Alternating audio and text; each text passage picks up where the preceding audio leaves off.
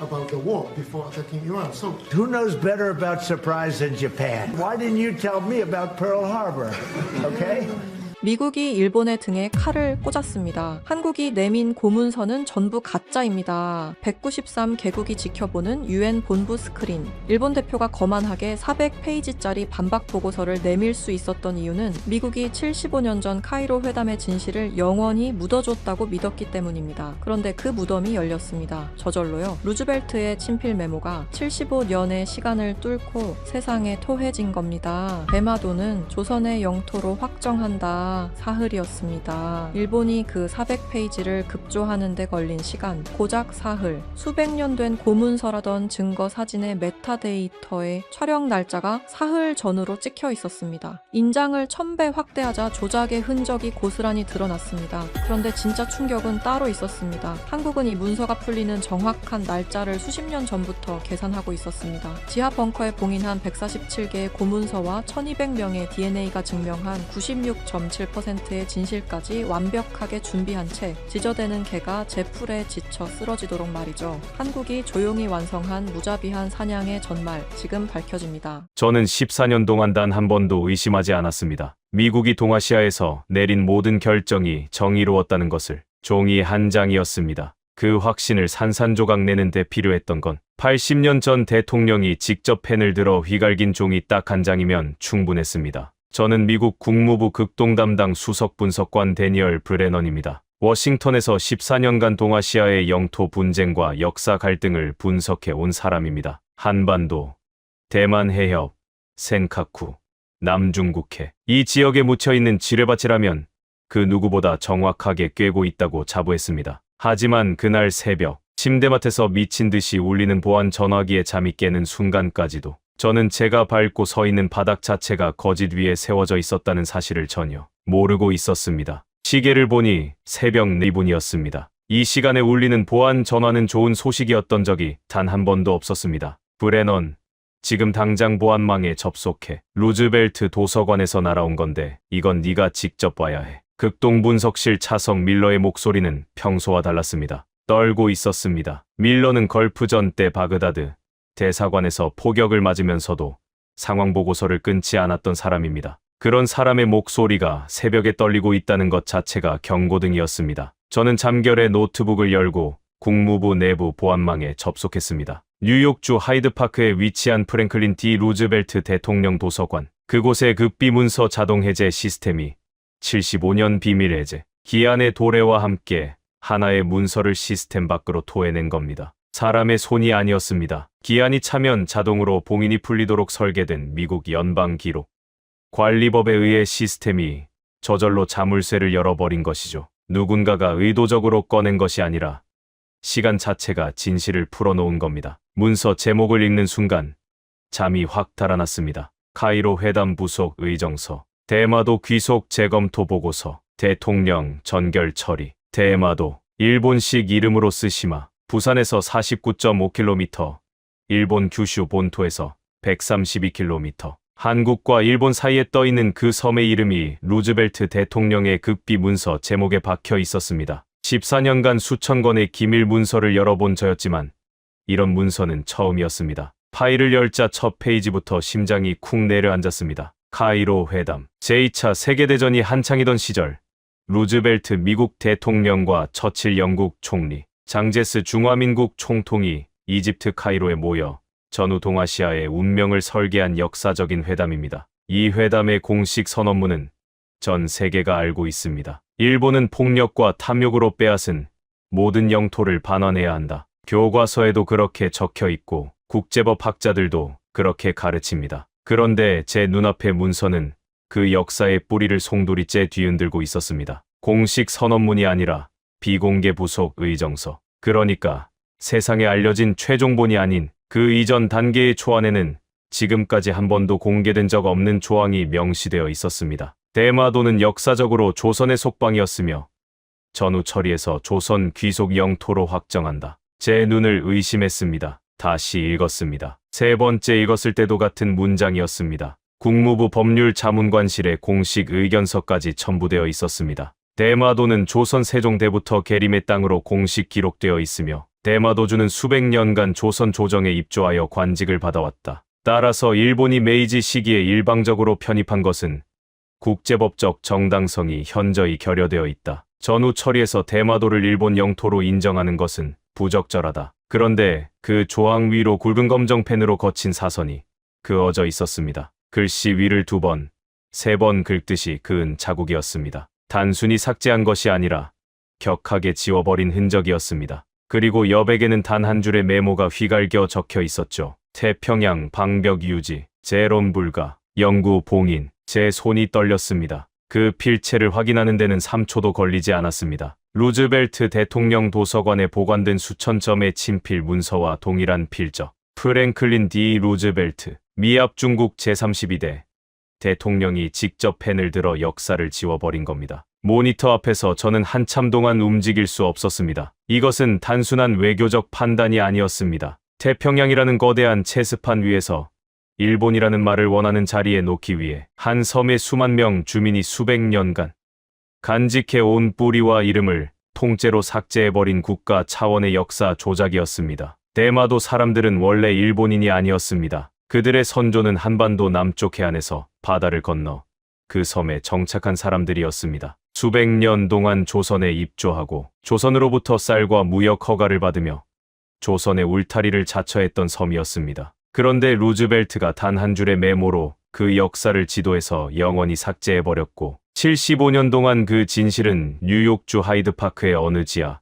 금고 속에서 숨도 쉬지 못한 채 잠들어 있었던 겁니다. 그때 저는 몰랐습니다. 이 낡은 종이 한 장이 동아시아 전체를 뒤흔들 핵폭탄이라는 것을, 그리고 이 문서가 세상 밖으로 나오는 정확한 순간을 지구 반대편의 어떤 나라가 수십 년 전부터 하루도 빠짐없이 계산하고 있었다는 사실을. 문서가 시스템에 의해 자동 공개된 지 정확히 52시간 후 대마도에서 첫 번째 균열이 터졌습니다. 52시간. 문서가 공개되고 이틀하고 반나절도 지나지 않아 대마도는 말 그대로 뒤집어졌습니다. 루즈벨트 도서관의 자동 해제 시스템은 연방 기록 관리법에 따라 문서를 공개함과 동시에 의회 도서관과 주요 대학 아카이브에 사본을 자동 배포합니다. 하버드, 스탠퍼드, 조지타운 대학교 동아시아학과 교수들이 이 문서를 손에 넣는 데는 스문의 시간이 채 걸리지 않았고, 학술 커뮤니티를 통해 내용이 유출되는 데는 그보다 더 짧은 시간이면 충분했습니다.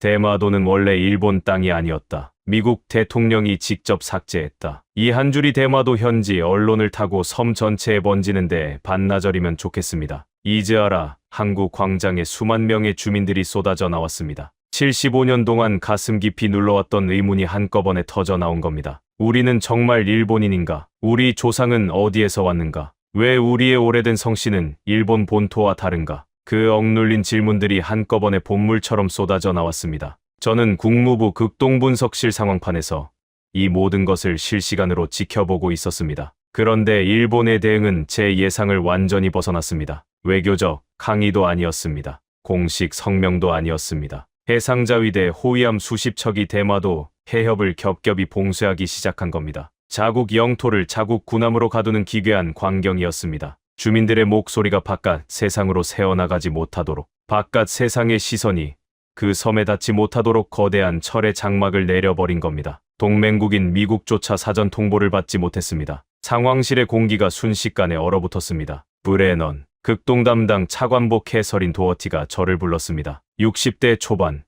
은발에 가까운 쇼컨 머리. 냉전 시절부터 국무부의 극동 라인을 지켜온 전설적인 외교관이었습니다. 그분이 저를 직접 호명한다는 것 자체가 사안의 심각성을 말해주고 있었습니다. 자네가 직접 이 문서의 진위를 최종 확인해 루즈벨트 도서관 원본의 필적 감정, 종이 연대 측정, 잉크 성분 분석까지 전부. 알겠습니다. 그리고 하나 더. 차관보가 상황판 한쪽 구석을 가리켰습니다. 동아시아 각국의 공식 반응을 실시간으로 추적하는 패널이었습니다. 중국, 성명 발표, 러시아, 논평 발표, 호주, 우려 표명, 프랑스, 관심 표명. 그런데 딱 한 나라의 칸만이 텅 비어 있었습니다. 대한민국, 반응 없음. 한국이 왜 조용한지 알아내. 차관보의 목소리가 한 톤 낮아졌습니다. 대마도 문제에 가장 민감하게 반응했어야 할 나라야. 세종실록에 대마도는 본래 우리나라 땅이라고 적혀 있는 나라가 75년간 기다렸을 바로 이 순간에 미동도 하지 않는다. 대통령 성명 하나, 외교부 논평 한 줄 내지 않고 있어. 이건 정상이 아니야. 저는 상황판의 빈칸을 응시하며 등줄기에 소름이 돋는 것을 느꼈습니다. 차관보의 말이 맞았습니다. 평소라면 가장 먼저 성명을 내고 발칵 뒤집혔을 대한민국이었습니다. 일본의 역사 왜곡에 그 누구보다 격렬하게 목소리를 높여온 나라. 그런데 일본의 영토적 정당성을 뿌리째 흔들 수 있는 이 핵폭탄급 문서 앞에서 이토록 섬뜩하게 입을 다물고 있다니요. 그것은 무관심이 아니었습니다. 무능은 더더욱 아니었습니다. 저는 14년간 이 지역을 분석해 온 직감으로 확신했습니다. 그 침묵은 완벽하게 통제된 아주 의도적인 침묵이었습니다. 마치 자신들이 파놓은 깊은 함정 위로 사냥감이 제 발로 걸어 들어오기를 기다리는 맹수의 고요함. 숨을 죽이고 근육 하나 움직이지 않는 그 무자비하고도 완벽한 정적이었습니다. 그런데 52시간이 지나기도 전에 제 사무실 문을 두드린 것은 진실이 아니었습니다. 그 진실을 영원히 묻어버리려는 자들이었습니다. 노크 소리는 짧고 단호했습니다. 사무실 문을 열자 검은색 정장에 국방부 출입 배지를 단 중년 여성이 서 있었습니다. 짧게 자른 은회색 머리카락, 감정을 완벽하게 지운 얼굴. 그녀의 뒤로 양복 차림의 경호원 2명이 복도를 막고 서 있었습니다. 데니얼 브레넌 수석 분석관, 로렌 캠벨, 중앙정보국 동아시아 작전국 부국장입니다. 그녀는 제가 자리를 권하기도 전에 사무실 안으로 들어와 문을 닫았습니다. 그리고 제 책상 위에 펼쳐져 있던 루즈벨트 문서 4본을 한참 동안 내려다보았습니다. 마치 이미 결론이 내려진 회의에 형식적으로 참석한 사람의 눈이었습니다. 단도직입적으로 말하겠어요. 캠벨이 의자에 앉으며 다리를 꼬았습니다. 75년 전 루즈벨트 대통령이 이 문서를 묻은 이유가 있었어요. 태평양, 방벽. 당신도 그 메모를 읽었잖아요. 그녀의 눈빛은 차갑고 건조했습니다. 지금 이걸 다시 꺼내면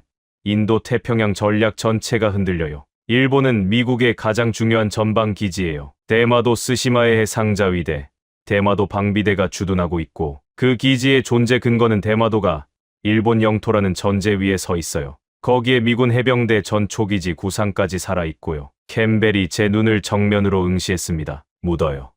브레넌. 75년 전에 묻은 데는 이유가 있었고 지금도 그 이유는 유효해요. 순간 제 머리를 스친 것은 분노가 아니라 소름이었습니다. 문서가 자동 해제된 지 48시간도 안 되어서 중앙정보국이 직접 분석관의 사무실까지 찾아와 은폐를 지시하고 있다는 것. 이것은 즉흥적인 대응이 아니었습니다. 75년 전 루즈벨트가 심어놓은 봉인이 언젠가 풀릴 것을 대비해 누군가가 은폐 매뉴얼을 미리 만들어 두었다는 뜻이었습니다. 캠벨 부국장. 이 문서는 이미 연방기록관리법에 의해 공개되었습니다. 의회 도서관에도 주요 대학 아카이브에도 사본이 배포된 상태입니다. 다시 묻는 것은 불가능합니다. 사본은 처리할 수 있어요. 그녀의 목소리에는 한치의 망설임도 없었습니다. 학술 커뮤니티에 배포된 사본은 이미 회수 지시가 내려갔고 오늘 중으로 국가안보를 이유로 재분류가 진행될 거예요. 원본만 확보하면 돼요. 그래서 내가 직접 온 거예요. 피가 거꾸로 솟는 기분이었습니다. 루즈벨트 문서의 진위를 확인하라는 것이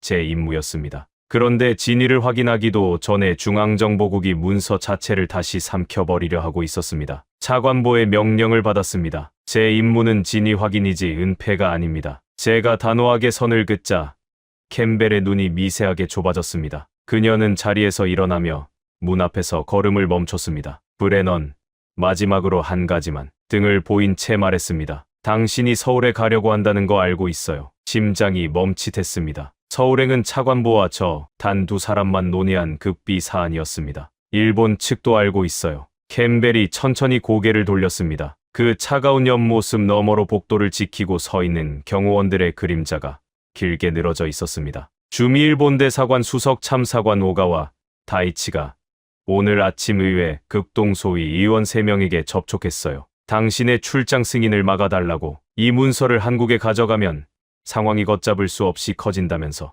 그녀는 문을 열며 마지막 말을 던졌습니다. 안에서도 밖에서도 당신을 막으려는 사람이 있다는 걸 기억해요. 좋은 하루 보내요. 문이 닫혔습니다. 사무실 안에는 그녀가 남기고 간 차갑고 메마른 공기만이 떠돌고 있었습니다. 저는 의자에 주저앉아 양손으로 얼굴을 감싸 쥐었습니다. 중앙정보국의 은폐 압력, 일본 대사관의 의회 로비, 안과 밖에서 동시에 조여오는 이중의 올감이었습니다. 그런데 바로 그 순간 제 머릿속에 하나의 질문이 번개처럼 스쳤습니다. 중앙정보국이 이토록 필사적으로 묻으려 하고 일본이 이토록 발악하며 막으려 하는 이 문서, 그 문서가 가리키는 끝에 있는 한국이라는 나라는 대체 무엇을 품고 있기에 강대국의 첩보관마저 두려움에 떨고 있는 겁니까? 차관복 해설인 도어티는 비공식 루트로 출장 승인을 밀어넣었습니다. 공식 외교 채널을 완전히 우회한 극비 방안이었습니다. 서류상으로는 존재하지 않는 출장, 그 누구에게도 알리지 않는 유령 같은 이동이었습니다. 그리고 출발 전 저는 한 가지 조치를 취했습니다. 루즈벨트 도서관 아카이브 담당관에게 연락해 문서 원본의 공식 보관 이관을 요청한 겁니다. 국무부 극동분석실 명의의 법적 보관 위탁, 중앙정보국이 원본을 회수하기 전에 제도적 안전 장치를 걸어둔 것이죠. 이 한 수가 나중에 결정적인 역할을 하게 될 줄은 그때는 미처 몰랐습니다. 12시간 뒤 저는 서울행 민간 항공편의 이코노미석에 몸을 묻었습니다. 어두운 태평양을 건너는 긴 비행 동안 저는 캠벨의 차가운 눈빛과 한국의 기묘한 침묵 사이에서 단 1초도 잠을 이룰 수 없었습니다. 창밖의 칠흑 같은 바다 위로 아무런 불빛도 보이지 않았습니다. 마치 진실과 거짓 사이에 아무것도 보장되지 않는 회색 지대를 비행하고 있는 것 같았습니다. 인천공항에 발을 디뎠을 때 공기는 습하고 무거웠습니다. 입국 게이트를 빠져나오자마자 제 앞을 가로막은 것은 예상하지 못한 얼굴이었습니다. 최고급 톰 포드 캐시미어 코트에 에르메스 서류 가방을 든 동양인 남자. 인상 좋은 미소를 지으며 완벽한 영어로 말했습니다. 브레넌 수석 분석관님, 오랜 비행에 고생이 많으셨습니다. 주미일본 대사관 수석 참사관 오가와 다이치, 워싱턴에서 의회 로비를 통해 제 출장을 막으려 했던 바로 그 인물이었습니다. 막는데 실패하자 직접 서울까지 날아와 공항에서 기다리고 있었던 겁니다. 심장이 철렁 내려앉았습니다. 공식 외교 채널을 완전히 차단한 극비 출장이었습니다. 출발 일정조차 차관보와 저만 아는 정보였습니다. 그런데 오가와가 인천공항 입국 게이트 앞에 서 있다는 것은 캠벨이 일본 측에 정보를 흘렸다는 뜻이었습니다. 미국 국익을 위한 은폐라는 명분 뒤에 일본과의 커넥션이 숨어 있었던 겁니다. 분석관님, 굳이 피곤하게 한국 측 인사들을 만나실 필요 없습니다. 오가와가 에르메스 서류 가방을 가볍게 두드렸습니다. 여기 일본 정부가 심혈을 기울여 준비한 완벽한 검증 보고서가 있습니다. 루즈벨트 문서의 진위에 대한 과학적 반박과 대마도가 원래부터 일본 고유의 영토였다는 역사적 증거들이죠. 최고급 스위트룸도 예약해 두었습니다. 편히 검토하시면 됩니다. 태도는 우아했지만 저를 바라보는 눈빛에는 먹잇감을 놓치지 않으려는 독사의 끈적거림이 묻어 있었습니다. 일본은 제가 한국의 공기를 마시기도 전에 완벽하게 눈을 가리려고 발악하고 있었습니다. 바로 그때였습니다. 그 가방 치우시죠. 오가와 참사관. 공항의 소음을 단숨에 베어버리는 서늘하고 단단한 목소리였습니다. 뒤를 돌아보니 어깨선이 달아진 낡은 카키색 점퍼를 입은 중년 남자가 뒷짐을 진 채 서 있었습니다. 화려한 수행원도 서류 가방도 없었습니다. 하지만 그의 눈빛은 수천 년 비바람을 버텨낸 바위처럼 묵직했습니다. 홍박물관 특수기록 보존실장 박종혁입니다. 그가 저를 향해 짧게 목례하며 덤덤하게 말했습니다. 가죽 껍데기 속에 든 잉크도 안 마른 조작질 말고 진짜 역사의 뼈를 보러 가시죠. 저는 숨을 멈춘 채 두 남자 사이에 섰습니다. 한쪽에는 완벽하게 포장된 보고서를 들이미는 일본의 최고위 외교관, 톰 포드 코트의 매끈한 실루엣, 에르메스 가방에 번들거리는 금속 잠금 장치, 그 위로 떠도는 고급 향수 냄새까지 단 한 치의 빈틈도 없는 화려한 갑옷이었습니다. 다른 한쪽에는 단 한 장의 서류도 없이 텅 빈 맨손으로 저를 깊은 곳으로 부르는 한국의 학자. 코트 밑단은 올이 풀려 있었고 구두에는 먼지가 묻어 있었습니다. 하지만 그의 눈에는 문서 수만 장의 무게보다 무거운 확신이 서려 있었습니다.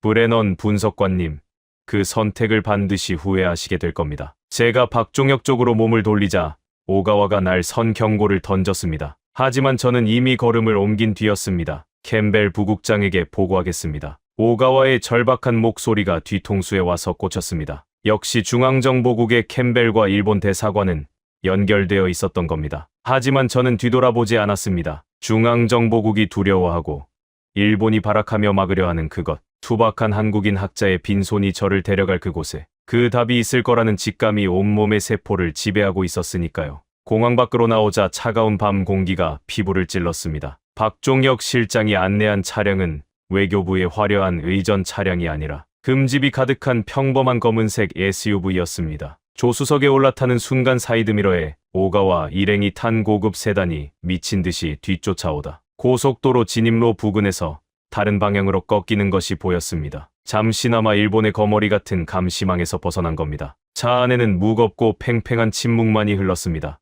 박 실장님, 제가 무거운 입을 열었습니다. 일본은 지금 자국 군함으로 자국 영토인 대마도를 봉쇄했습니다. 동맹국인 미국조차 경악할 만큼의 초강수입니다. 그런데 왜 한국은 아무런 반응도 하지 않는 겁니까? 대통령 성명 하나 내지 않는 이 침묵은 도대체 무엇을 의미합니까? 운전대를 꽉 잡은 박종혁 실장의 옆모습은 짙은 어둠 속에서도 바위처럼 단단해 보였습니다. 그는 도로 앞만 주시한 채 덤덤한 목소리로 대답했습니다. 브레넌 분석관님, 시끄럽게 짖는 개는 절대 사람을 물지 못합니다. 자신이 두렵다는 것을 들키기 싫어서 악을 쓰는 것뿐이죠. 그의 낮고 서늘한 음성에 제 목덜미의 솜털이 곤두섰습니다. 일본은 지금 극도의 공포에 질려 있습니다. 75년 동안 완벽하게 숨겼다고 믿었던 거짓말의 뿌리가 통째로 뽑혀나갈 위기에 처했으니까요. 그래서 호위함이라는 가장 무식하고 시끄러운 방패를 앞세운 겁니다. 자기 영토를 자기 군함으로 가두는 미친 짓까지 하면서 말이죠.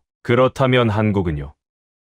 한국은 저 무력 시위가 무섭지 않습니까? 박종혁 실장이 처음으로 저를 향해 시선을 돌렸습니다. 가로등 불빛에 스치듯 비친 그의 짙은 눈동자에는 일말의 흔들림이나 두려움조차 없었습니다. 우리는 짖을 필요가 없습니다. 600년을 품어온 기록의 이빨과 피 한 방울로 증명되는 과학의 송곳으로 저들의 심장을 단 한 번에 관통할 완벽한 준비를 마쳤으니까요. 저는 숨을 들이켰습니다. 기록의 이빨, 과학의 송곳. 그 두 단어가 어두운 차 안의 공기를 쪼개며 제 폐 속 깊이 박혔습니다. 이 침묵은 칼을 뽑기 직전 가장 완벽하게 숨을 죽이는 자세일 뿐입니다. 그리고 박종혁 실장이 나지막이 덧붙인 한마디가 제 등줄기를 타고 전율을 흘려보냈습니다. 그리고 분시관님, 루즈벨트 문서의 자동 해제 기한이 올해라는 것. 우리 정부는 이 문서의 존재를 오래전부터 파악하고 있었습니다. 제 고개가 저절로 돌아갔습니다. 미 연방기록관리법의 75년 자동 해제 조항에 따라 이 문서가 세상에 나오는 정확한 날짜를 계산하고 있었죠.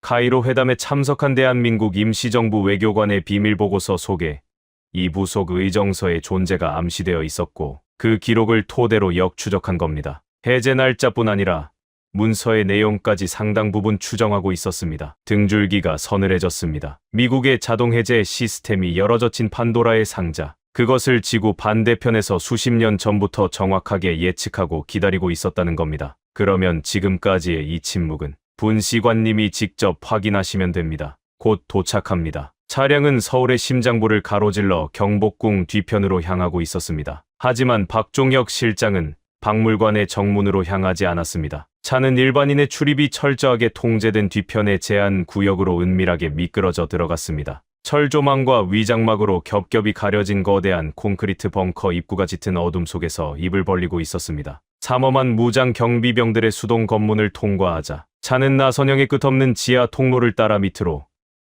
내려가기 시작했습니다. 지하 1층, 지하 2층, 지하 3층, 지하 4층. 층수를 알리는 붉은 숫자가 바뀔 때마다 공간의 공기는 점점 더 무거워졌고 피부에 닿는 온도는 소름이 끼칠 정도로 급격하게 떨어졌습니다. 일반적인 박물관 수장고의 한계 깊이를 한참 넘어선 미지의 영역이었습니다. 여기는 도대체 일반적인 박물관이 아니군요. 제가 창밖으로 스쳐 지나가는 두꺼운 방폭문들을 보며 중얼거렸습니다. 이곳은 특수기록 보존실입니다. 대한민국의 명운을 쥐고 있는 600년의 시간을 꽁꽁 얼려둔 지하 요새입니다. 마침내 차가 멈춰 선 곳은 지하 5층의 거대한 강철 문 앞이었습니다. 문 앞에는 실탄을 장전한 군인들이 부동 자세로 서 있었고 박종혁 실장은 지문 인식, 홍채 인식, 그리고 복잡한 암호 입력까지 무려 3단계의 보안 절차를 거쳤습니다. 그 순간 양복 안주머니에서 보안 스마트폰이 짧게 진동했습니다. 암호화 메시지. 발신자는 로렌 캠벨. 즉시 귀국하라.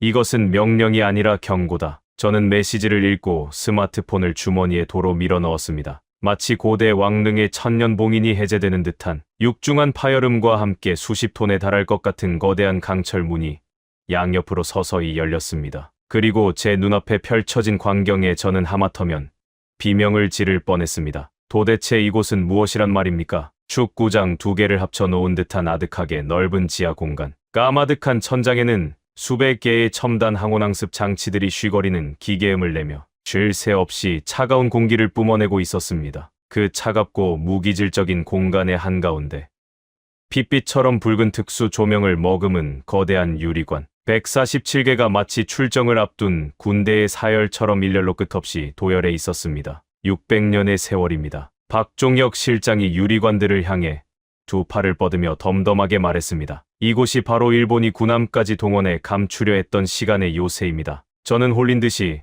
첫 번째 유리관을 향해 무거운 발걸음을 옮겼습니다. 두꺼운 방탄유리 너머에는 누렇게 바랜 종이 위에 쓰인 선명한 먹물, 글씨들과 왕실의 절대적 권위를 증명하는 붉은 인장들이 보였습니다. 세종실록 지리지의 기록입니다. 박종혁 실장의 목소리가 벙커 안에 장엄하게 울려 퍼졌습니다. 대마도는 본래 우리나라 계림의 땅이다. 이것이 조선이라는 나라가 공식 역사서에 직접 기록한 대마도의 진짜 주인에 대한 가장 오래된 선언입니다. 박종혁 실장은 곧바로 두 번째 유리관으로 이동했습니다. 고려사의 기록입니다. 대마도 도주가 고려에 입조하여 관직을 받아왔다. 대마도의 지배자가 스스로 고려의 신하임을 자처하고 고려 조정이 그것을 공식적으로 인정한 기록입니다. 그의 발걸음은 멈추지 않았습니다. 세 번째 유리관. 제 발이 저절로 멈췄습니다. 유리 안에는 유독 정교하고 격식을 갖춘 문서가 놓여 있었습니다. 종이의 질감부터 다른 문서들과 달랐고 글씨체는 공식 외교 서한 특유의 단정함이 배어 있었습니다. 이것은 대마도 종가, 그러니까 소씨 가문이 조선 예조에 직접 올린 세견선 허가 청원문입니다. 박종혁 실장의 목소리가 한 톤 낮아졌습니다. 일본의 영주가 조선의 중앙관청에 무릎을 꿇고 무역 허가를 구걸한 공식 문서입니다. 대마도가 일본의 고유 영토였다면 왜 대마도의 지배자가 조선 관청의 머리를 조아리며 쌀과 교역을 간청해야 했겠습니까? 네 번째 유리관 앞에서 박종혁 실장의 걸음이 잠시 느려졌습니다. 그의 눈빛에 처음으로 묵직한 감정이 서렸습니다. 임진왜란 직전 대마도 번주가 조선에 보낸 밀서입니다. 유리관 안의 문서는 다른 것들에 비해 눈에 띄게 급하게 쓰인 흔적이 있었습니다. 먹물이 번진 자국, 글씨를 쓰다 멈춘 흔적, 급박한 상황 속에서 써내려간 것이 종이 결 사이로 전해져 왔습니다. 우리 대마도는 조선의 울타리입니다. 왜군이 대규모 침략을 준비하고 있사오니 이 사실을 조정에 알려드립니다. 박종혁 실장이 밀서의 핵심 문장을 읽어 내려갔습니다. 대마도의 번주가 일본의 침략 계획을 조선에 직접 밀고한 겁니다. 자신의 목숨을 걸고 일본 고유의 영토가 일본의 전쟁 계획을 적국에 넘기겠습니까? 대마도가 마음속 깊이 조선의 울타리라고 여기고 있었기 때문에 가능한 일이었습니다. 저는 다리에 힘이 풀려 네 번째 유리관 모서리를 짚고 간신히 버텼습니다. 압도적이었습니다. 이것은 단순한 종이 쪼가리가 아니었습니다. 방사성 탄소 연대 측정, 종이 섬유의 물리적, 화학적 분석, 고대 잉크의 성분 검사, 그리고 유럽과 미국의 최고 권위 학술 기관 세 곳에서 완벽하게 교차 검증을 끝낸 무결점의 진실이었습니다. 분석관님, 보이십니까? 박종혁 실장이 147개의 유리관이 도열한 벙커의 끝을 향해 시선을 던지며 말했습니다. 600년입니다. 무려 600년 동안 대마도와 한반도는 단 한 번도 서로를 배신하지 않았습니다. 대마도의 지배자가 스스로 고려에 입조하고 조선의 무역을 청원하고 심지어 일본의 침략 계획까지 조선에 알렸습니다. 그런 섬을 일본이 메이지 시기에 일방적으로 집어삼켰고 루즈벨트는 그 강탈을 알면서도 펜 한 자루로 추인해버린 겁니다. 그리고 이 문서들은 루즈벨트가 삭제한 그 카이로 회담 조항의 근거이기도 했습니다. 80년 전 미 군정이 바로 이 기록들의 존재를 확인하고 대마도의 조선 귀속을 추진했던 겁니다. 루즈벨트는 이 증거들을 알면서도 태평양의 체스판을 위해 대마도의 역사를 손수 지워버렸던 것이죠. 이 거대한 지하 벙커에 도열한 147개의 유리관은 일본의 얄팍한 조작질 따위로는 절대 꺾을 수 없는 147개의 강철 방패였습니다.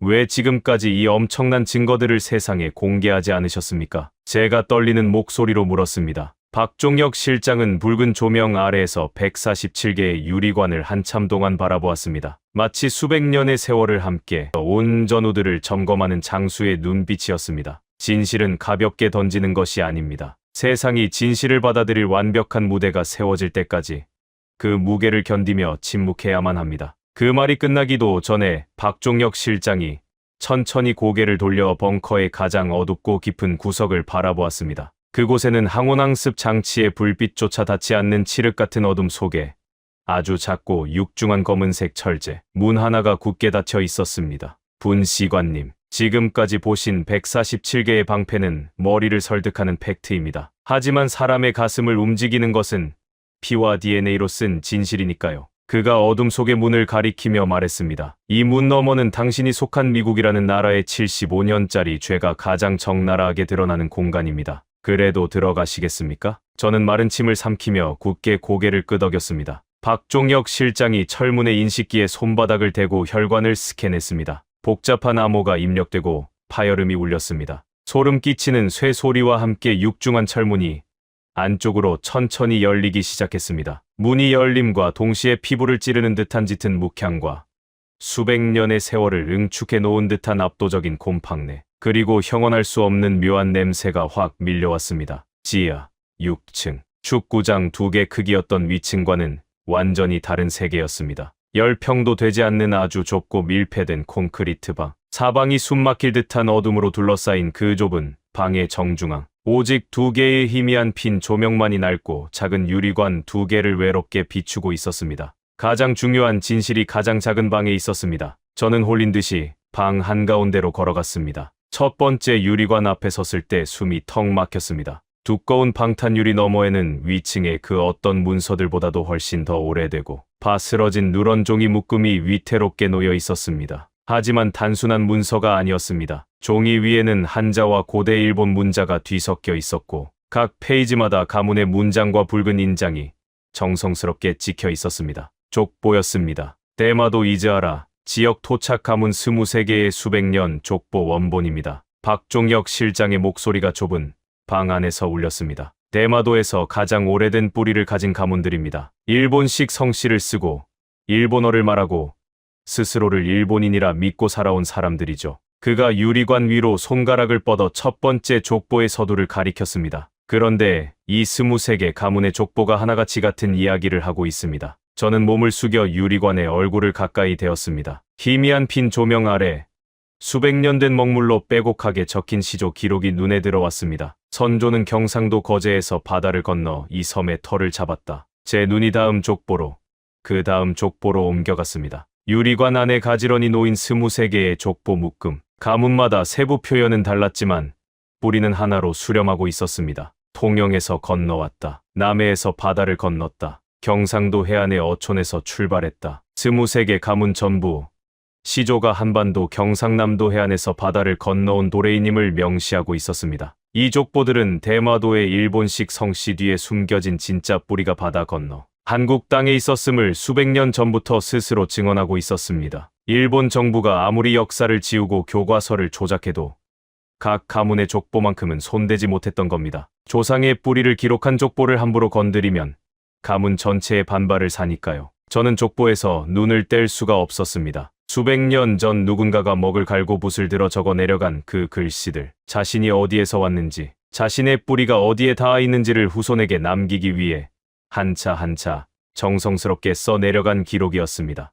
그런데 두 번째 유리관 앞에 섰을 때 저는 완전히 다른 종류의 충격에 휩싸였습니다. 두 번째 유리관 안에는 낡은 종이가 아니었습니다. 현대식 바인딩으로 재본된 두툼한 연구 보고서가 놓여 있었습니다. 표지에는 영어와 한국어, 스웨덴어가 병기되어 있었고 세 개의 기관의 로고가 나란히 찍혀 있었습니다. 대한민국 국립유전체연구원, 스웨덴 카롤린스카 연구소, 영국 웰컴 생화연구소, 5년입니다. 박종혁 실장의 목소리가 어둠 속에서 무겁게 울렸습니다. 한국 국립유전체연구원이 스웨덴 카롤린스카 연구소, 영국 웰컴 생화연구소와 5년간 극비로 공동 수행한 연구입니다. 전 세계에서 유전체 분석 분야 최고 권위를 자랑하는 세 기관이 힘을 합쳤습니다. 무엇을 연구한 겁니까? 대마도 원주민 1200명의 전장 유전체 분석입니다. WGS, 홀지놈 시퀀싱. 한 사람의 DNA 전체를 처음부터 끝까지 통째로 읽어내는 기술입니다. 머리카락 색깔이나 혈액형 정도를 보는 수준이 아닙니다. 수만 년에 걸쳐 유전자에 새겨진 조상의 이동 경로, 집단 간의 혼혈 역사, 어느 대륙 어느 해안에서 갈라져 나왔는지까지 DNA 한 줄 한 줄에서 읽어내는 겁니다. 박종혁 실장이 보고서의 핵심 페이지를 가리켰습니다. 거기에는 거대한 클러스터 분석 그래프가 인쇄되어 있었습니다. 수천 개의 점들이 색깔별로 모여 있었고 두 집단의 점들이 거의 완벽하게 겹쳐 있었습니다. 결과입니다. 그의 목소리가 한 단계 낮아졌습니다. 대마도 원주민의 상염색채 클러스터가 한반도 남부해안 집단, 그러니까 거제, 통영, 남의 사람들과 96.7% 중첩됩니다. 96.7%. 북의 하플로그룹 O2B1. 아버지에서 아들로, 아들에서 손자로 대를 이어 전해지는 남성 유전자 표지입니다. 대마도 원주민에게서 나타나는 빈도가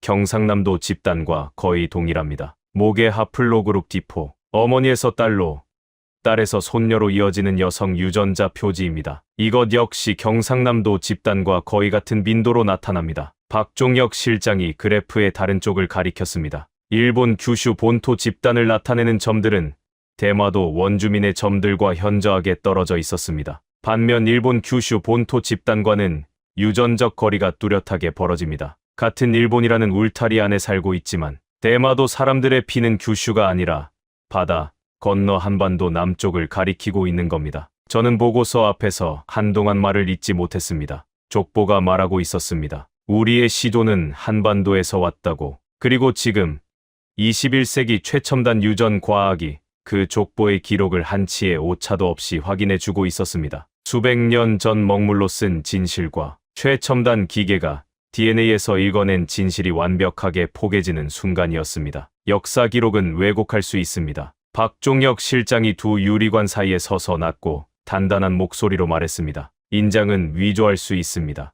교과서는 조작할 수 있습니다. 하지만 DNA는 거짓말을 하지 못합니다. 수백 년 전 바다를 건넌 선조들의 피가 아직도 대마도 사람들의 혈관 속에 흐르고 있습니다. 그 피는 일본의 피가 아닙니다. 한반도의 피입니다. 저는 그 자리에서 다리에 힘이 풀려 차가운 콘크리트 바닥에 무릎을 꿇고 말았습니다. 루즈벨트가 지워버린 것은 카이로 회담 초안의 한 조항이 아니었습니다. 한 섬의 사람들이 수백 년간 간직해온 자신들의 진짜 이름, 진짜 뿌리, 진짜 정체성을 지도에서 통째로 삭제해버린 것이었습니다. 그리고 80년이 지난 지금도 그 사람들은 자신의 핏줄이 어디서 왔는지도 모른 채 다른 나라의 이름으로 살아가고 있었습니다. 눈물이 나왔습니다. 미국인으로서 그리고 14년간 동아시아의 진실을 추적해왔다고 자부했던 분석관으로서 이 참혹한 사실 앞에서 아무런 말도 나오지 않았습니다. 75년 전에 미국은 비겁하게 도망쳤습니다. 제가 붉게 충혈된 눈으로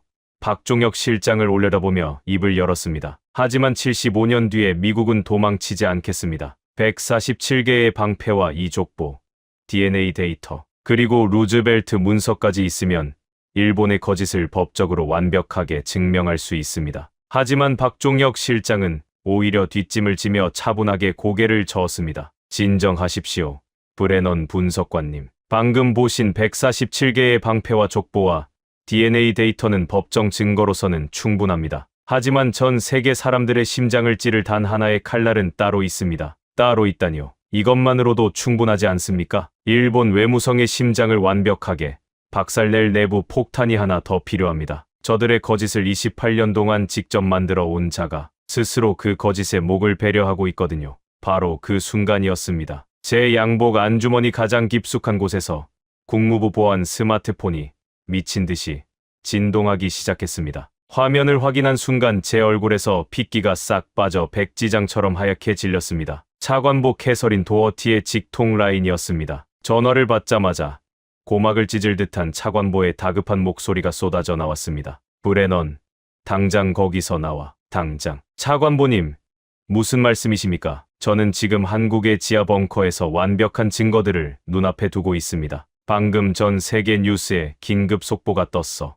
차관보의 숨가쁜 목소리 너머로 발칵 뒤집힌 국무부 상황실의 소란이 생생하게 들려왔습니다. 일본이 방금 유엔 본부에서 긴급 기자회견을 열었어. 한국이 소장하고 있는 대마도 관련 고문서들은 전부 현대 디지털 기술로 치밀하게 조작된 가짜라고 400페이지짜리 반박 보고서를 전 세계 언론 생중계로 살포해버렸어. CNN도 BBC도 전부 일본의 발표를 진실로 보도하고 있어 숨이 턱 막혔습니다. 한국은 하루아침에 희대의 역사 사기꾼으로 전락했고 브레넌, 자네는 그 사기극의 한복판에 서 있는 거야. 전화 너머로 또 하나의 목소리가 끼어들었습니다. 로렌 캠벨이었습니다. 이래서 묻으라고 했지. 한국에 덫에 걸린 게 아니라 자네가 한국의 미끼가 된 거야. 지금이라도 늦지 않았어. 루즈벨트 문서 원본 사본을 가지고 즉시 귀국해. 우리가 처리할 테니까. 통화가 뚝 끊겼습니다. 지하 6층의 차가운 공기가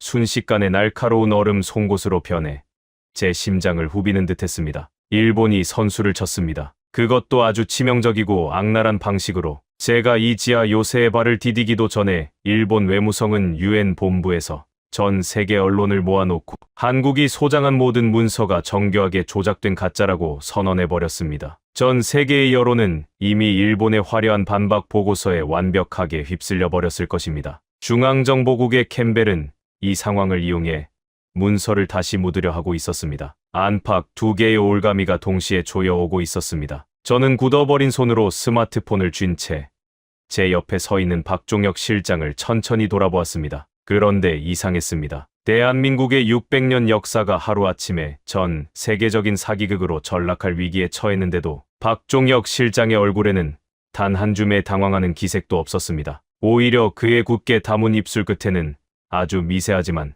소름 끼치도록 차가운 미소가 번지고 있었습니다. 마치 수년 동안 공들여 파놓은 깊은 함정 바닥에서 마침내 사냥감의 목뼈가 부러지는 둔탁한 소리를 확인한 늙은 사냥꾼의 얼굴이었습니다. 박 실장님, 지금 웃음이 나옵니까? 제가 떨리는 목소리로 소리쳤습니다. 일본이 방금 유엔에서 한국을 희대의 사기꾼으로 만들어버렸습니다. 75년 동안 진실을 숨겨온 자들이 이제는 아예 전 세계를 상대로 한국을 역사 사기범으로 몰고 있다고요. 그런데 한국은 도대체 왜 가만히 있는 겁니까? 제 분노 섞인 외침이 거대한 지하 벙커의 콘크리트 벽에 부딪혀 메아리 쳤습니다. 박종혁 실장은 주머니에 찔러 넣었던 두 손을 천천히 빼내며 저를 똑바로 바라보았습니다. 수천 년의 풍파를 견뎌 낸 바위 같은 그의 눈동자 속에서 맹렬하고도 서늘한 불꽃이 타오르고 있었습니다. 브레넌 분석관님, 적을 완벽하게 파멸시키는 가장 좋은 방법이 무엇인지 아십니까? 그가 낮고 묵직한 목소리로 물었습니다. 그것은 저들이 스스로 무덤을 가장 깊게 파도록 삽을 쥐어주고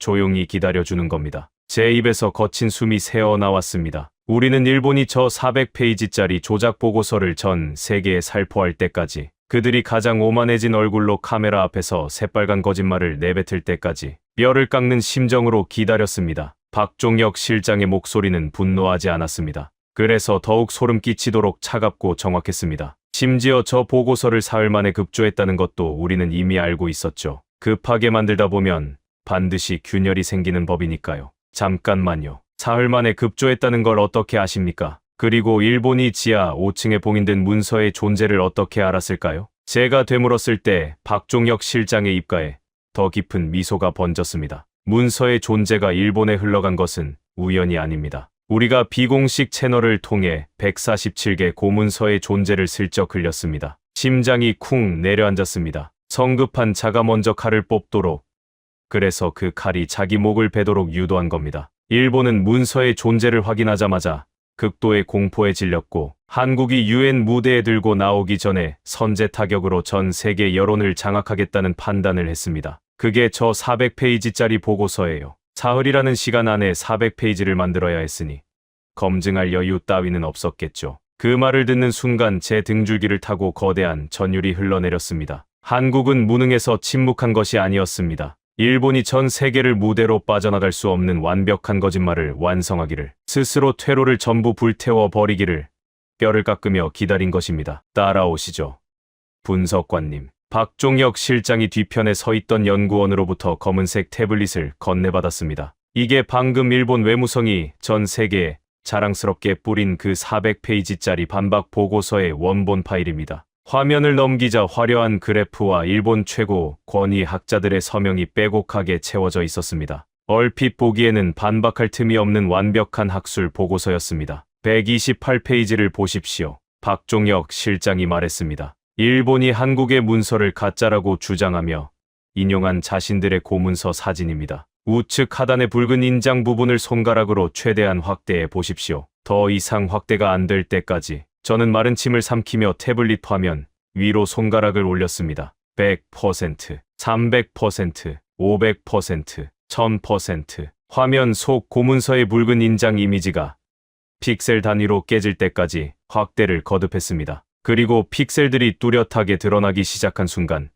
저는 숨을 멈췄습니다. 자연스럽게 스며들어야 할 오래된 붉은 잉크 주변으로 디지털 이미지 편집 프로그램에서나 볼 수 있는 기형적인 사각형의 깨진 픽셀들이 미세하게 어긋나 있었습니다. 포토샵의 레이어 병합 흔적이 완전히 제거되지 않은 채 잔존하고 있었던 겁니다. 배경 종이의 질감과 붉은 인장의 픽셀 경계선이 아주 교묘하게 잘라 붙여진 흔적이 극한의 확대 속에서 그 추악한 민낯을 드러낸 것입니다. 하나 더 있습니다. 박종혁 실장이 태블릿의 다른 화면을 열었습니다. 보고서에 첨부된 수백 년 된 고문서 사진의 EXIF 메타데이터입니다. 촬영 일자가 불과 사흘 전으로 기록되어 있습니다. 수백 년 된 고문서를 사흘 전에 촬영했다. 급하게 스튜디오에서 찍은 뒤 연도를 수정하려 했지만 원본 타임스탬프가 메타데이터 깊은 층에 그대로 남아 있었습니다. 위조입니다. 박종혁 실장의 목소리가 얼음장처럼 차갑게 벙커를 갈랐습니다. 한국의 고문서가 가짜인 것이 아닙니다. 한국을 공격하기 위해 일본 외무성이 국가적 차원에서 사흘 만에 급조해 낸 저 화려한 반박 보고서의 증거. 사진 자체가 조작된 쓰레기라는 완벽한 증거입니다. 포토샵 레이어 병합 흔적과 EXIF 타임스탬프 조작 두 가지가 동시에 발견되었습니다. 시간에 쫓겨 디지털 조작의 흔적조차 제대로 지우지 못한 오만함이 낳은 최악의 자충수입니다. 머릿속에서 거대한 폭탄이 터지는 것 같았습니다. 일본은 한국을 죽이기 위해 전 세계 언론을 모아놓고 화려하게 선제 공격을 날렸습니다. 하지만 그것은 한국이 던져놓은 미끼를 덥석 물어버린 돌이킬 수 없는 치명적인 자살골이었습니다. 전 세계 생중계 앞에서 3개국이 지켜보는 가운데 일본 외무성은 스스로의 입으로 자신들이 국가적 차원의 문서 조작을 저질렀다는 증거를 뿌려버린 겁니다. 이것이 바로 대한민국이 75년의 억울함 속에서도 침묵을 지키며 벼려온 서늘하고 무자비한 반격이었습니다. 저는 태블릿을 내려놓으며 거친 숨을 몰아쉬었습니다. 박 실장님, 이것만으로도 끝났습니다. 당장 이 포토샵 증거와 EXIF 데이터, 147개의 진짜 고문서, 족보, DNA 결과, 그리고 루즈벨트 문서 원본을 들고 워싱턴으로 가겠습니다. 하지만 박종혁 실장은 오히려 태블릿을 연구원에게 넘겨주며 차분하게 뒷짐을 졌습니다. 아직입니다. 브레넌 분석관님, 방금 보신 147개의 방패와 족보와 DNA와 저 얄팍한 디지털 조작의 증거는 법정 증거로서는 충분합니다. 하지만 전 세계 사람들의 심장을 한 방에 뒤집으려면 일본의 심장부에서 터지는 내부 폭발이 필요합니다. 그가 낡은 점퍼 안주머니에서 구겨진 비행기 티켓 2장을 천천히 꺼내 들었습니다. 일본 외무성 한복판에서 28년 동안 대마도 역사를 조작해온 최고의 베테랑이 자신의 모든 죄를 세상 앞에 털어놓겠다며 우리를 기다리고 있습니다. 비행기 바퀴가 도쿄 하네다. 공항에 젖은 활주로에 거칠게 마찰하며 착륙하는 순간 제 온몸의 신경은 팽팽하게 당겨진 활시위처럼 곤두섰습니다. 고양이의 아가리 속이나 다름없는 적진의 한복판으로 뛰어든 겁니다. 일본 외무성의 감시망을 피하기 위해 우리는 국무부의 비공식 루트를 통해 유령처럼 일본 땅에 발을 디뎠습니다. 박종혁 실장과 저는 쏟아지는 도쿄의 차가운 겨울비를 맞으며 낡고 평범한 택시를 잡아탔습니다. 택시는 화려한 도쿄 도심의 네온 사인을 뒤로 한 채 외곽의 비좁고 낡은 골목길로 깊숙하게 스며들었습니다. 목적지는 아카사카의 후미진 뒷골목에 숨겨진 간판조차 제대로 달려있지 않은 허름하고 오래된 찻집이었습니다. 삐걱거리는 나무 문을 열고 들어서자 오래된 나무 기둥과 습기를 머금은 다담이 냄새가 코를 찔렀습니다. 영업이 끝난 듯 불이 꺼진 찻집의 가장 깊숙한 구석 자리. 그곳에 한 남자가 등불 하나에 의지한 채 등뼈가 굽은 모습으로 홀로 앉아 있었습니다. 구로다 마사이코 님. 박종혁 실장이 다가가 조용히 이름을 부르자 남자가 천천히 고개를 들었습니다. 60 중반을 넘긴 듯한 나이, 허옇게 센 머리칼에 깊게 파인 주름, 외무성 고위 관료 출신이라는 화려한 타이틀이 무색할 만큼 마치 영혼의 밑바닥까지 모조리 긁혀 나간 사람처럼 형편없이 초췌하고 낡아 있었습니다. 하지만 가장 눈에 띄는 것은 그의 두 손이었습니다. 찻잔을 쥐고 있는 마른 두 손은 극심한 알코올 중독자처럼 쉴 새 없이 떨리고 있었습니다. 오셨군요. 기다리고 있었습니다. 구로다의 목소리는 바싹 마른 낙엽이 부서지는 것처럼 쉰 소리가 났습니다. 그는 자신의 발밑에 놓여있던 두툼하고 낡은 서류 봉투 3개를 테이블 위로 무겁게 올려놓았습니다. 봉투 겉에는 붉은색 도장으로 파기 금지, 영구 은폐라는 섬뜩한 글씨가 찍혀 있었습니다. 이 봉투 안에 제가 28년 동안 조국 일본을 위해 저지른 끔찍한 악행의 모든 증거가 들어 있습니다. 구로다가 떨리는 손으로 봉투 하나를 열었습니다. 교과서 검정위원회를 협박해 대마도가 역사적으로 한반도와 연결되어 있었다는 문장을 강제로 삭제한 공작 지시서. 두 번째 봉투가 열렸습니다. 대마도와 한국의 관계를 연구하던 양심적인 학자들의 연구비를 끊고 학술 대회를 봉쇄하고 논문 게재를 방해한 탄압 보고서. 세 번째 봉투가 열렸습니다. 그리고 역대 관방장관들이 이 모든 조작을 묵인하고 승인했다는 직접 결재 문서들입니다. 저는 떨리는 손으로 봉투를 열어 문서들을 쏟아냈습니다. 충격적이었습니다. 단순한 역사 왜곡이 아니었습니다. 국가 권력을 총동원하여 한 섬의 기억을 거세하고 가짜 기억을 주입한 소름 끼치는 조직적 세뇌의 기록이었습니다. 대마도 사람들이 자신의 뿌리가 한반도에 있다는 사실을 절대 알지 못하도록 28년에 걸쳐 체계적으로 눈과 귀를 틀어막은 국가 범죄의 설계도였습니다. 당신들은 괴물입니다. 제가 문서를 꽉 쥐며 이를 갈았습니다. 그런데 도대체 왜 28년 동안 그렇게 완벽하게 역사를 훔쳐놓고 왜 이제 와서 스스로 조국의 심장에 칼을 꽂으려는 겁니까? 구로다가 천천히 고개를 저었습니다. 그의 깊고 탁한 눈동자 위로 투명하고 뜨거운 눈물이 고이기 시작했습니다. 저에게는 이제 겨우 7살이 된 손녀 하나가 있습니다. 구로다가 떨리는 손으로 품속에서 낡은 지갑을 꺼내 환하게 웃고 있는 어린 여자아이의 사진을 테이블 위에 조심스럽게 올려놓았습니다. 앞니가 빠진 자리를 드러내며 활짝 웃고 있는 아이였습니다. 할아버지가 세상에서 제일 좋다는 듯한 눈으로 카메라를 바라보고 있었습니다. 저는 28년 동안 제 직업이 자랑스러웠습니다. 일본의 영토를 지키고 국익을 수호하는 애국자라고 굳게 믿으며 밤낮 없이 대마도의 진짜 역사를 지우고 가짜 역사를 덮어 씌웠습니다. 구로다의 목소리가 미세하게 갈라지기 시작했습니다. 그런데 바로 얼마 전이었습니다. 찻집 안에 흐르던 공기가 얼어붙었습니다. 바깥의 겨울비 소리만이 낡은 창문을 두드리고 있었습니다. 학교에서 돌아온 하나가 제 품에 안기며 맑은 눈으로 물었습니다. 구로다의 떨림이 걷잡을 수 없이 커졌습니다. 할아버지, 오늘 학교에서 스시마 역사를 배웠어요. 선생님이 스시마는 아주 옛날부터 우리 일대요. 우리는 원래부터 일본 사람이었대요. 그게 정말이에요? 저는 숨이 멎는 것 같았습니다. 구로다의 얼굴이 일그러졌습니다. 저는 28년 동안 수천 명의 학자들과 외교관들을 상대로는 눈 하나 깜짝하지 않고 거짓말을 해왔습니다. 그의 목소리가 부서지고 있었습니다. 그런데 저를 하늘처럼 올려다보는 7살짜리 손녀의 그 투명한 눈동자 앞에서는 도저히 단 한마디의 거짓말도 입 밖으로 꺼낼 수가 없었습니다. 구로다가 두 손으로 얼굴을 감싸 쥐고 짐승처럼 오열하기 시작했습니다. 그의 거친 울음소리가 비좁은 다다미 방을 처절하게 울렸습니다. 제가 평생을 바쳐 만들어낸 그 구역질나는 가짜 역사가 교과서에 실려 제 사랑하는 손녀의 머릿속을 독약처럼 오염시키고 있었습니다. 구로다의 어깨가 주체할 수 없이 들썩였습니다. 루즈벨트가 펜으로 지운 한 줄이 75년 뒤에 교과서가 되어 하나의 머릿속에 들어간 겁니다.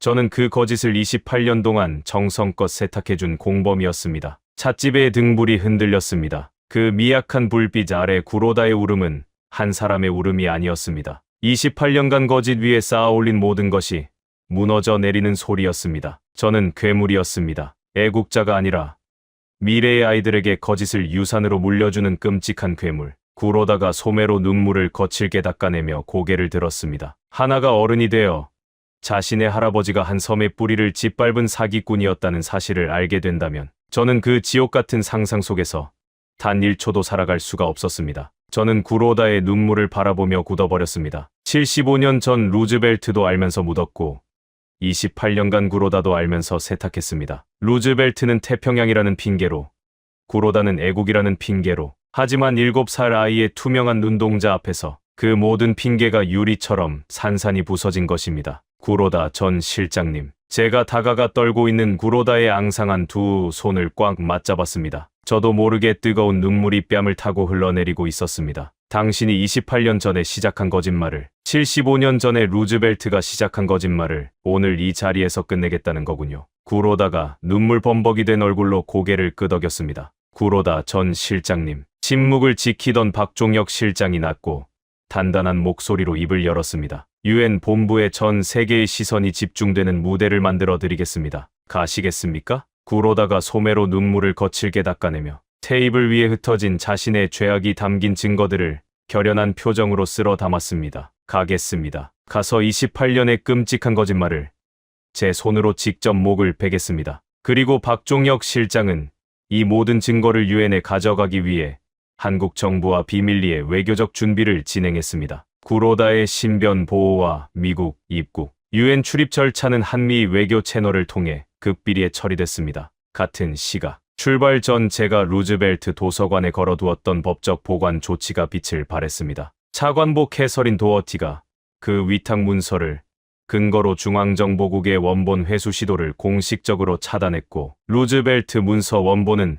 국무부 극동분석실 명의의 외교 행랑에 실려 안전하게 뉴욕으로 향했습니다. 미국 뉴욕 유엔 본부 메인 프레스 센터. 회견장은 말 그대로 거대한 폭풍이 몰아치기 직전의 화산 분화구 같았습니다. CNN, BBC, 알자지라 등 전 세계 수백 개 주요 언론사 카메라가 숲을 이루고 있었고, 플래시는 벌써부터 미친 듯이 터지며 공간을 하얗게 불태우고 있었습니다. 불과 며칠 전 일본 외무성이 한국의 문서들이 가짜라고 발표한 직후였기에 전 세계의 언론은 오만하고 당당한 태도로 한국이 어떤 구차한 변명을 늘어놓을지 비웃을 준비를 하고 있었습니다. 야성 맨 앞줄에는 도쿄에서 승전보를 기다리고 있을 일본 외무성을 대변하듯 주유엔 일본 대사가 팔짱을 낀 채 거만한 미소를 지으며 앉아 있었습니다. 오전 10시 기자회견장의 거대한 문이 열리고 저와 박종혁 실장 그리고 구로다 마사이코가 연단을 향해 천천히 걸어 들어갔습니다. 장내는 순식간에 죽은 듯이 고요해졌습니다. 미국 국무부의 극동 수석 분석관과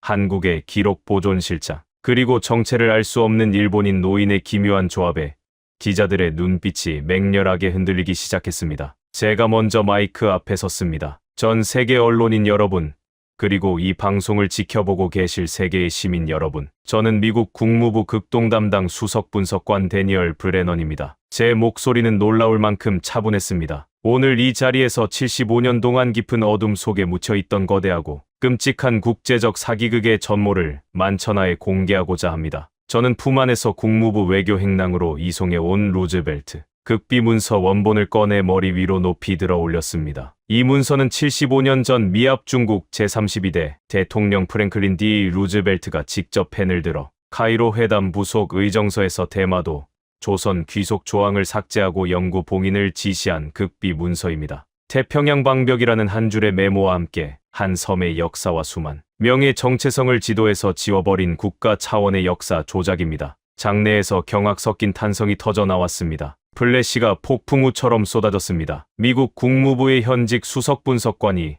자국 대통령의 역사적 범죄를 전 세계 생중계 앞에서 직접 고발한 것입니다. 미국은 진실을 알면서도 75년 동안 침묵했습니다. 하지만 한국은 달랐습니다. 제가 마이크에서 물러나자 낡은 카키색 점퍼를 입은 박종혁 실장이 바위처럼 단단한 걸음으로 연단에 섰습니다. 그의 배후에 설치된 거대한 스크린 위로 세종실록지리지, 고려사, 세견선, 허가, 청원문, 대마도, 번주의 밀서 등 147개의 완벽한 고문서들이 압도적인 화질로 차례차례 띄워졌습니다. 대한민국 국립고궁박물관 특수기록 보존실장 박종혁입니다. 그의 목소리는 거대한 프레스 센터를 가득 채울 만큼 단단했습니다. 일본은 불과 며칠 전 이 무대에서 우리가 소장한 문서들이 현대의 디지털 기술로 조작된 가짜라고 선언했습니다. 그렇다면 증명해 드리겠습니다. 화면이 전환되며 며칠 전 일본이 자랑스럽게 배포했던 400페이지짜리 반박 보고서에 해당 페이지가 스크린에 나타났습니다. 그리고 그 문서 속 붉은 인장 부분이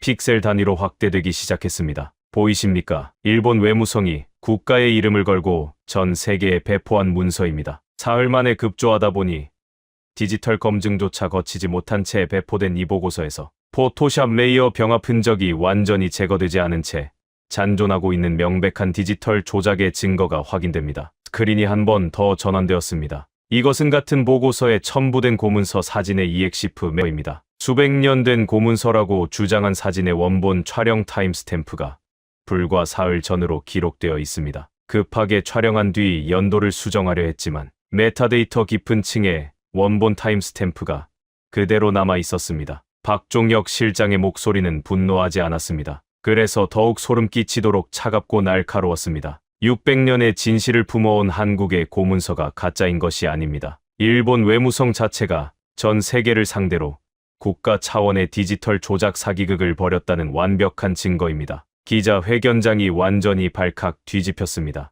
맨 앞줄에 앉아 거만한 미소를 짓고 있던 일본 대사의 얼굴이 순식간에 시체처럼 하얗게 질리며 일그러졌습니다. 하지만 박종혁 실장의 공격은 거기서 끝이 아니었습니다. 스크린이 다시 전환되었습니다. 대마도 이즈하라 지역 23개 토착 가문의 족보 원본이 고해상도로 투사되었습니다. 대마도에서 가장 오래된 뿌리를 가진 23개 가문의 족보 원본입니다. 이 23개 가문의 시조 기록이 하나같이 같은 이야기를 하고 있습니다. 선조는 경상도 거제에서, 통영에서, 남해에서 바다를 건너 이 섬의 터를 잡았다. 그리고 스크린의 거대한 클러스터 분석, 그래프가 떠올랐습니다. 대한민국 국립유전체연구원이 스웨덴 카롤린스카 연구소, 영국 웰컴 생화연구소와 5년간 공동 수행한 전장유전체 분석 결과입니다. 대마도 원주민 1200명의 DNA를 처음부터 끝까지 통째로 읽었습니다. 수천 개의 점이 박힌 그래프에서 두 집단의 점들이 거의 완벽하게 겹쳐 있었습니다. 대마도 원주민의 상염 색채 클러스터가 한반도 남부 해안 집단과 96.7% 중첩됩니다. 북의 하플로그룹 O2B1, 목의 하플로그룹 D4 모두 경상남도 집단과 거의 동일한 빈도입니다. 반면 일본 규슈 본토 집단과는 유전적 거리가 현저하게 벌어집니다. 박종혁 실장이 마이크에서 한 발 물러나며 카메라를 똑바로 응시했습니다. 역사 기록은 왜곡할 수 있습니다. 인장은 위조할 수 있습니다. 교과서는 조작할 수 있습니다. 하지만 DNA는 거짓말을 하지 못합니다. 그 한마디가 프레스 센터의 공기를 산산조각 냈습니다. 그때 연단 뒤편 어둠 속에서 서 있던 구로다 마사이코가 느리지만 확고한 걸음으로 마이크 앞을 향해 걸어 나왔습니다. 그의 등장에 일본 대사는 떨리는 손으로 입을 틀어막았습니다. 구로다의 얼굴을 알아본 것입니다. 저는 일본 외무성 영토주권전략실에서 28년간 대마도 역사, 은폐 공작을 총괄했던 퇴직 관료 구로다 마사이코입니다. 구로다의 목소리는 갈라져 있었지만 두 눈빛만큼은 그 어느 때보다 맑게 빛나고 있었습니다. 방금 전 한국의 박종혁 실장님이 공개하신 모든 내용은 단 하나의 거짓도 없는 완벽한 진실입니다. 일본 외무성은 지난 28년 동안 교과서를 조작하고 양심적인 학자들을 탄압하며 대마도의 진짜 역사를 조직적으로 강탈해왔습니다. 구로다가 테이블 위로 은폐와 영구봉인 도장이 찍힌 낡은 문서들을 폭포수처럼 쏟아냈습니다. 이 서류들이 바로 역대 일본 관방장관들이 직접 결제하고 묵인했던 역사 조작 지시서의 원본입니다. 플래시 세례가 마치 핵폭발이 일어난 듯 회견장을 집어삼켰습니다. 저는 괴물이었습니다. 구로다의 목소리가 떨리기 시작했습니다. 애국이라는 거짓된 이름표를 달고 제 사랑하는 7살 손녀와 미래의 아이들의 머릿속에 거짓된 역사를 독약처럼 주입한 끔찍한 범죄자입니다. 구로다가 연단 옆으로 물러나 카메라를 향해 무릎을 꿇고 이마가 바닥에 닿도록 깊게 엎드렸습니다. 참회의 눈물이 UN 본부의 대리석 바닥을 적셨습니다. 기자회견장은 미친 듯한 혼돈으로 변했습니다. 기자들이 서로를 밀치며 고함을 질렀고 전 세계로 송출되는 뉴스 채널의 하단 자막에는 일본 외무성 28년 역사 조작 실토라는 문구가 붉은색으로 타오르고 있었습니다. 같은 시각 도쿄 UN 생중계를 지켜보던 시부야 교차로의 거대한 전광판 아래로 수십만 명의 일본 시민들이 쏟아져 나오기 시작했습니다. 그들의 분노는 한국을 향한 것이 아니었습니다. 자신들을 28년 동안 바보로 만들고 완벽하게 속여온 자국 외무성과 일본 정부를 향해 맹렬하게 폭발하고 있었습니다. 그리고 대마도 이즈하라 해상자위대의 봉쇄망 속에서도 섬의 곳곳에서 주민들이 거리로 쏟아져 나왔습니다. 이즈하라 한국 광장에 모인 3만 명의 대마도 주민들은 폭동을 일으키는 대신 모두가 손에 작은 촛불을 든 채 뜨거운 눈물을 흘리고 있었습니다. 이즈하라 자치회 회장 미야모토 게니치가 떨리는 목소리로 성명을 발표했습니다. 우리 선조의 고향은 바다 건너 한국 땅입니다. 우리는 우리의 진짜 뿌리를 알 권리가 있습니다. 촛불을 든 3만 명의 주민들이 대한해협을 바라보며 서 있었습니다. 그 불빛 하나하나가 75년간 빼앗겼던 자신들의 이름을 되찾겠다는 고요하고 단단한 선언이었습니다. 그 군중 속에서 80이 넘은 대마도의 한 백발 할머니가 주름진 손으로 얼굴을 감싸 쥐며 오열하고 있었습니다. 우리 조상은 저 바다 건너에서 왔구나. 우리는 일본에게 속아왔구나. 고맙습니다. 우리를 잊지 않고 우리의 피 속에 담긴 진실을 지켜준 한국 사람들.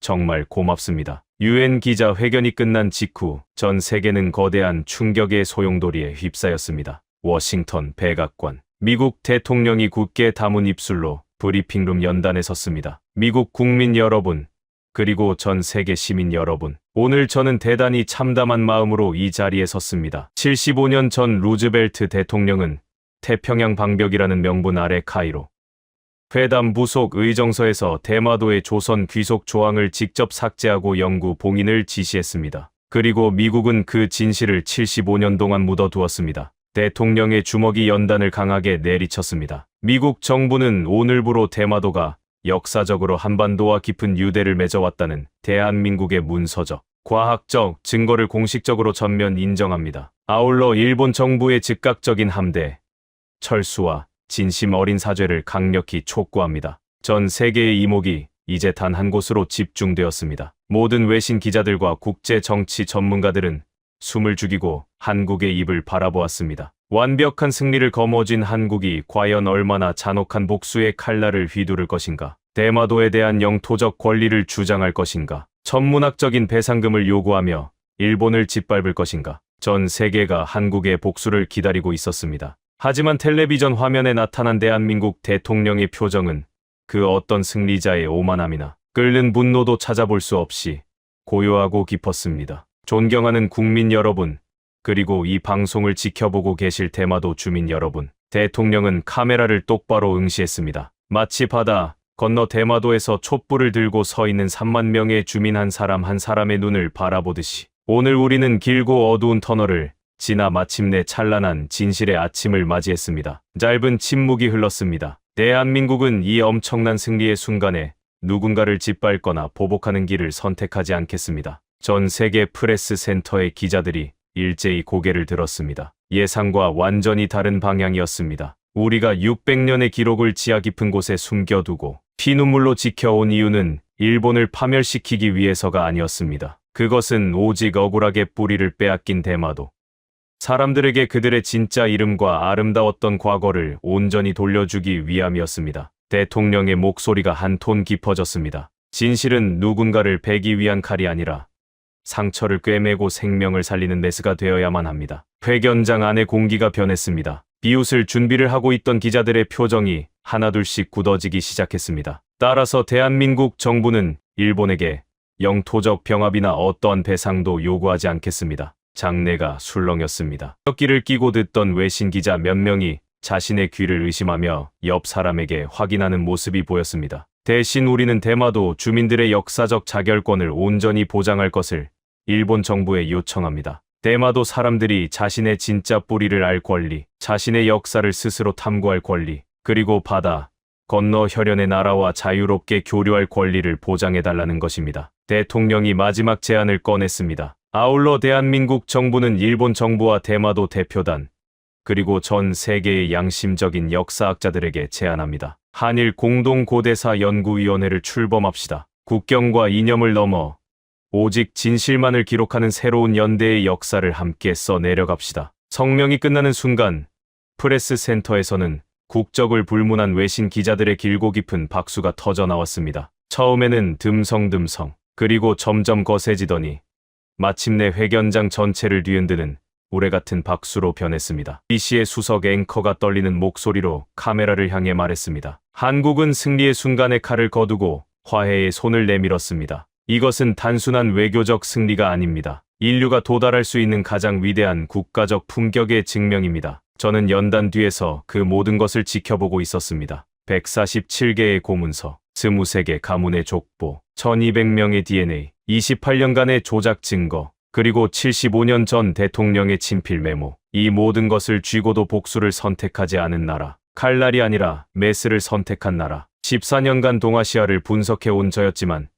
이런 장면은 한 번도 본 적이 없었습니다. 승리한 자가 패배한 자에게 손을 내미는 광경. 그것도 75년간 억울함을 참아 온 자가 가해자에게 화해를 먼저 제안하는 장면을 옆에 서 있던 박종혁 실장의 옆모습을 슬쩍 보았습니다. 낡은 카키색 점퍼의 주인은 미동도 하지 않은 채 스크린을 바라보고 있었습니다. 하지만 그의 두 눈에 맺힌 투명한 물기를 저는 분명히 보았습니다. 600년을 지켜온 사람의 눈물이었습니다. 며칠 뒤 저는 뉴욕주 하이드파크로 돌아갔습니다. 루즈벨트 대통령 도서관, 모든 것이 시작된 곳이었습니다. 지하 아카이브 열람실, 75년간 봉인되어 있던 문서함은 이제 텅 비어 있었습니다. 문서는 이미 공개되었고 봉인은 영원히 풀렸습니다. 금속 문서함의 안쪽 벽면에는 75년간 종이가 눌려있던 자국만이 희미하게 남아 있었습니다. 마치 오랫동안 벽에 걸려있던 액자를 떼어낸 뒤에 남는 그림자 같았습니다. 진실이 있었던 자리, 그리고 그 진실이 떠난 자리.